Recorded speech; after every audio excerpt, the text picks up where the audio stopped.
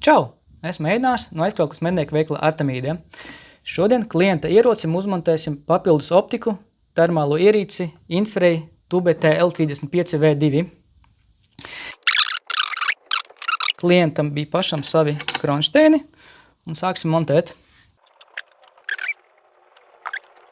Optiku uzstādījām, iesim uz šautuvi piešaut. Lai piešautu termo ierīci, ir nepieciešams silts objekts, pa ko tēmēt. Šobrīd pastīsimies caur optiku, kādi izskatās mērķi ar melniem vidiem. Mazliet var redzēt, bet šāviens būs grūts. Iešu pie mērķa pielikšu čaulīti, kurā mazliet ieliec ūdens iekšā, un blakus speciālo piešaušanas siltuma elementu. Tagad gatavojamies šaut.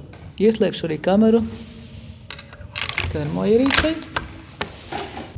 Pa labi ir čaulīte ar pielietu ūdeni, un pa kreisi ir silda elements.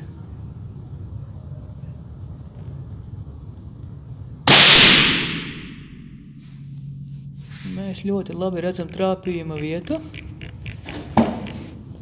Tagad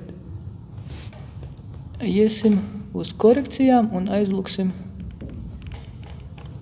krustu uz trāpījumu. Un tad jaucīgi otru šāvienu izšausim pa čaulīti ar ūdeni.